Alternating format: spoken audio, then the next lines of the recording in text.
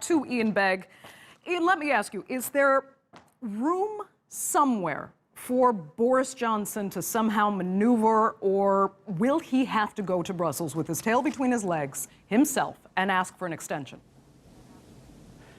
Well, it all depends whether he's got something serious to propose to the EU side as an alternative to the Irish backstop, which has caused all this trouble over several months. The indications are, from both what people in Brussels say and what Boris Johnson's colleagues say, that he really doesn't have an alternative way of dealing with the imperative of having no border in Ireland. And unless he can offer that, he risks having a no deal, because he's tied his feet to the floor by saying, I insist on leaving on the 31st of October. I am not going to accept the backstop. Theresa May's withdrawal deal is dead, and the EU side says the opposite. It says the withdrawal deal is all there is. So unless he can find a solution to this very quickly, he's going to be bound by this new law that's being passed, requiring him to seek a further extension. Right.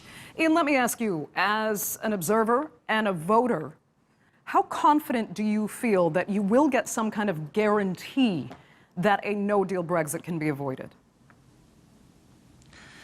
Well, it looks as though the House of Commons is winning the current battle.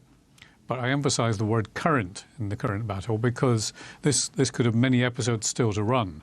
It's possible that what Johnson is doing is dealing with this in a way which provokes the other sides and enables him to portray them as the enemy of the people in such a way that he would win the election he's hoping for. And that's precisely the reason that the Labour Party is reluctant to go along with his scheme, because they fear that they're falling into a kind of elephant trap set by Johnson. Iain, let me ask you this. I want to look at the longer term here. If yet another extension is given, when can the EU simply run out of patience and say, you know what, you've wasted enough of our time and our money, you triggered Article 50, you decided on these deadlines, you failed to pass a deal. This is now your fault. You can take it back to the people, try a referendum and say either crash out or stay in. Well, that's in a sense what the EU is already saying, because they are unlikely to grant another extension unless it's for a purpose.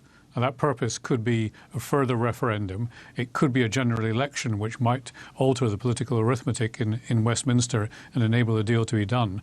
But it needs something to persuade the EU that it's worthwhile. For the time being, they're letting it all play out. Now, I think if there were a worthwhile reason, the EU would be reasonably receptive, and even Emmanuel Macron, the French president, who's been rather antagonistic, would probably still accept a further extension for a purpose. Iain Begg joining us live there from London. Thanks so much for that.